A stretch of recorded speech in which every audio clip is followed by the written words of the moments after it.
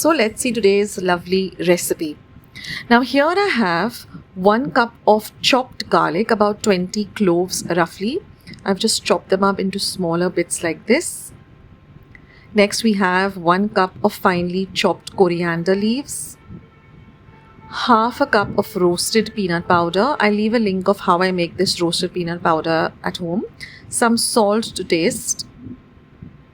1 teaspoon of AMCHUR powder, which is raw mango powder. Half a teaspoon of roasted cumin powder. Half a teaspoon of KANDA LASUN masala. Half a teaspoon of roasted coriander powder. Half a teaspoon of ASAFOETIDA or hinga. 1 teaspoon of KASHMIRI red chili powder. Half a teaspoon of turmeric or haldi powder. And the juice of half a lime, that is about 1 tablespoon. So now I'm going to heat about 1.5 tablespoon of oil. Once our oil is hot, I'm going to add the chopped up garlic on a low to medium flame. Now we're going to fry the garlic, but we don't want to make it golden brown. So we're just going to fry it on a low flame for half a minute. We don't want to brown this garlic. Next, we're going to add this Kanda LASUN masala. Now, this is easily available online or in stores. I leave the link to this in the product section. You can buy it from there. Next, I'm going to add our turmeric powder or haldi powder. Mix this in well. Next goes in our roasted coriander powder, roasted cumin powder, and the roasted peanut powder. Mix all of these ingredients really well together. Now we're going to add the ASAFOETIDA or the hinga, followed by the Kashmiri red chili powder. Now this gives a lovely color. Again, mix all of this really nicely together.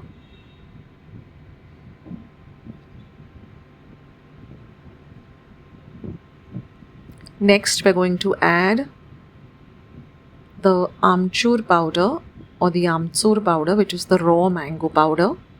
I'll leave a link for that in the product section. I'll leave a link to all the ingredients that I've used in this recipe in the description box below or in the product section below. Now fry everything on for about half a minute. Turn off the heat, and now we're going to add salt. So I'm adding about 1 teaspoon, but you add it according to your taste.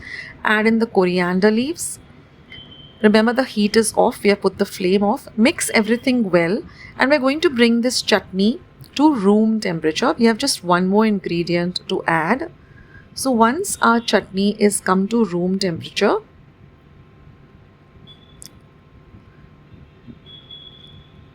we're going to add the lemon juice. Mix in that well as well. Now this also you can adjust. You can adjust all the ingredients as per your taste. Mix everything well together, and this lovely chutney is all ready.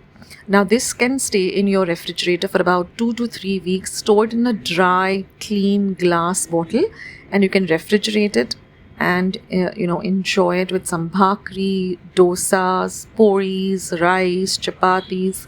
The list is endless. So all you have to do is just heat it up a bit before having it. Today I'm having it, my family is having it with some jowari bhakris and some lovely raw kanda cut at the side. I hope you like today's recipe, guys. I'll catch you soon in my next one. Bye.